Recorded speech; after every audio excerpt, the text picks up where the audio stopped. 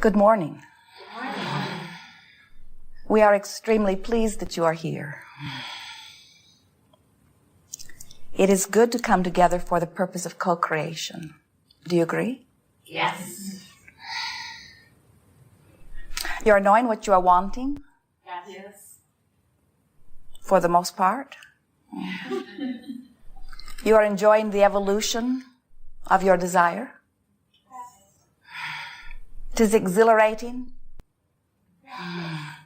to walk within contrast that helps you to clarify, and a fresh new desire is born, and it is not yet manifested, but the desire is within you.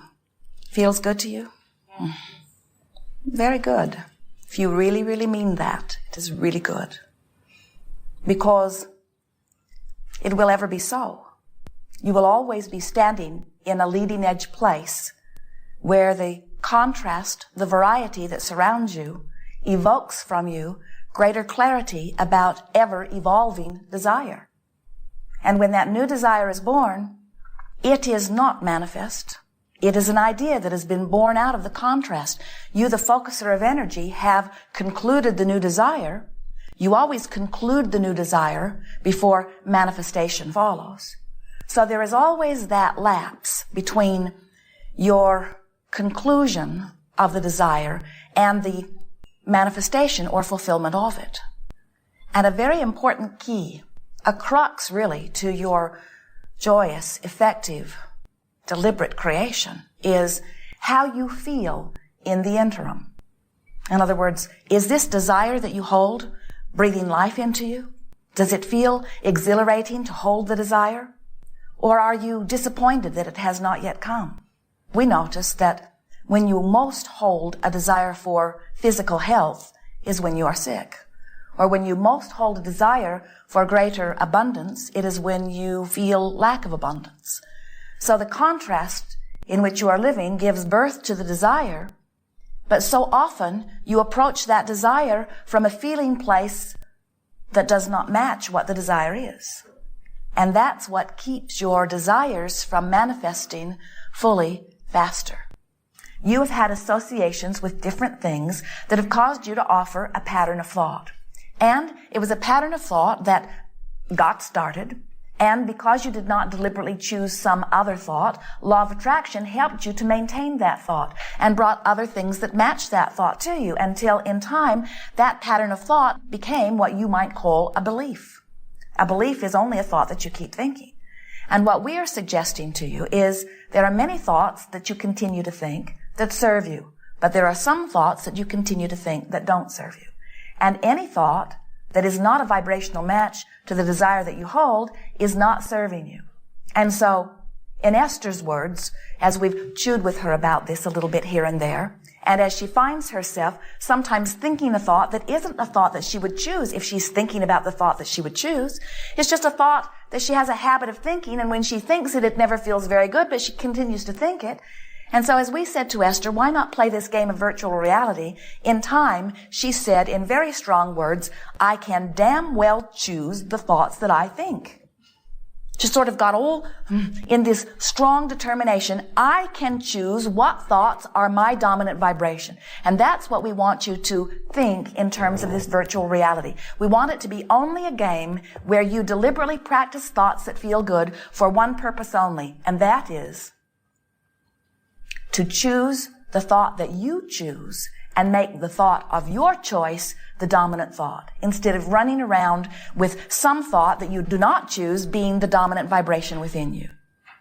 It's an interesting thing. As we watch your television, it gradually but consistently, steadily indoctrinates you to the idea of physical decline. And little by little by little, that thought begins to feel so normal that when you think it, you don't even notice that your guidance system is saying, this thought doesn't match your desire. You become accustomed to the way uncomfortable thoughts feel. Virtual reality will begin to help you feel less comfortable with thoughts that are not serving you. In other words, it will awaken your guidance system within you. You will become more aware of the thoughts that you are thinking. So here's how virtual reality works.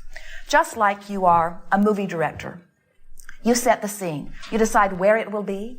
We encourage you to choose some place that feels good to you, some place that you're pretty sure you could go to for 30 seconds and feel good while you're there. So the whole thing is going to take place over about 30 seconds. You're going to pick a place. You're going to decide what time of year it is. And all of these decisions that you're making are all for one purpose of assuring you of a good feeling moment. So where is my favorite place, and what is my favorite time of year to be there, and what is the perfect time of day to approach this place? And in that process, your mood will begin to evolve within you. And then you say, and what is my mood? And hopefully it's a high-flying, good-feeling mood. And who else is there? You get to decide. It might be someone else. You might be there all alone. We encourage you to choose whatever feels best, and then say something to someone, either to the one that is with you or to the universe at large. Express your feeling of high and then get out. In other words, virtual reality works best if you get in, feel good, get out. Get in, feel good, get out. Now sometimes there's a temptation to get in, bring somebody with you that you have issues with, and try to fix it. And that's not what virtual reality is about. Virtual reality is just this pure place where you can go often, lots of different places with one intention only, so that you can determine what vibration you choose to make dominant. And with far less effort and practice than you think, you will begin to more and more consistently vibrate in a place that feels good and therefore allows what you want to flow into your experience. So the benefits of virtual reality are these. First, it feels good while you're there. And what a wonderful use of life that is. Next, as you vibrate there for a little bit, you establish a vibration within you which causes other thoughts that match that thought to be more accessible to you. The better it gets, the better it gets. A little bit of practice brings a good feeling moment, which causes law of attraction to activate and bring other thoughts. So once you get the hang of this, you just go from good thought to good thought to good thought to good thought to good thought to good thought. But 30 seconds is really enough. For example, you would not create a magnificent house, move in with the person you love, and then notice that the roof is leaking, and then bring a repairman in who does a bad job, and then overcharges you, and then wrestle him to the ground, and get his boss to come and remedy it, and then feel triumphant for the struggle that you have succeeded in. I'm going to encourage you to do some virtual realities with us, because once you show yourself that you can find a place that feels good and achieve a vibration, now you've mastered deliberate creation, because that's all it is. Deliberate creation is much more about the art of allowing than anything else.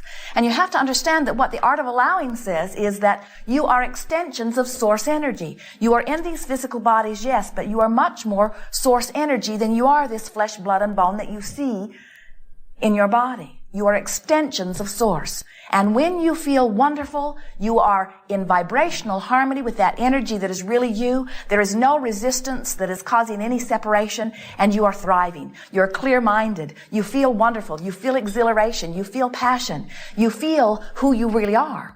When you feel angry or frustrated or worried or guilty or any of those things that don't feel so good, what that always means is you have chosen a thought, and probably not on purpose, a thought that felt comfortable because it's a habit of thought, but it is not in vibrational harmony with who you really are. And so the art of allowing is discovering and practicing so that they come easily, thoughts that allow you to be who you really are. And you know when you're who you really are. You watch the little ones, and you say to some enthusiastic, energetic, eager little child, oh, he's full of himself. And we say, you said it exactly right. He is in this moment, not in any way choosing some thought that is pinching him off vibrationally from who he really is. So he is in his moment of exuberance and in his moment of eagerness, exhibiting the full-blown him, you see. And that's what virtual reality will do for you a little bit at a time. It will help you to practice being who you really are until practicing who you really are begins to feel so normal to you that it will be odd when you feel uncomfortable. It will be odd when you feel unhappy. It will be odd when you feel guilty or blameful or critical. It will feel so normal for you to feel good. So, we think you've got it. In other words, you understand what to do, don't you? You know what to do. You know what to do. You know what to do.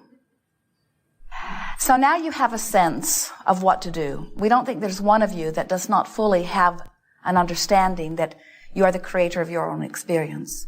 We think that you have come to full understanding about the vibrational nature of this universe.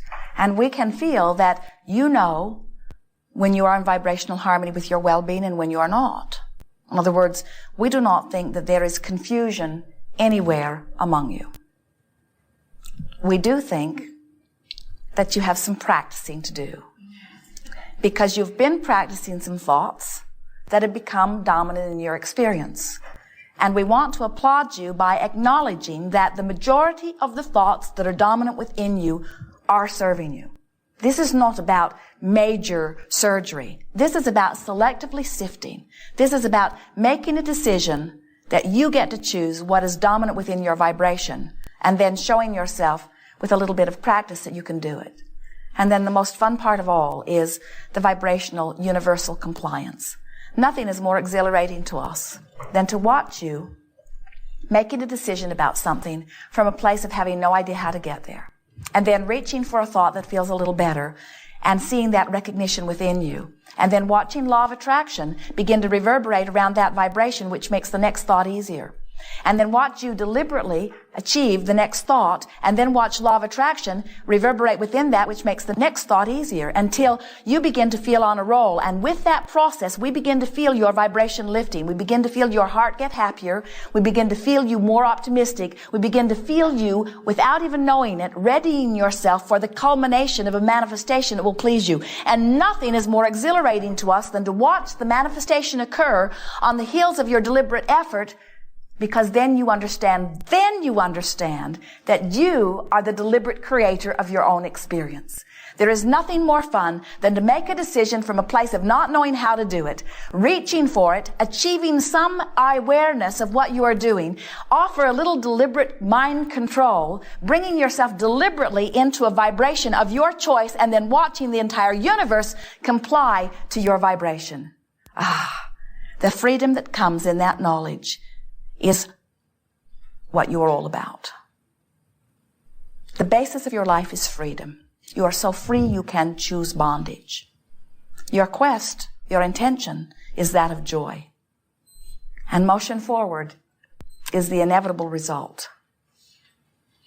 But if you will let your quest be that of joy, then the inevitable result will come to you so easily, so joyously, so productively, and so much in the way that you've intended.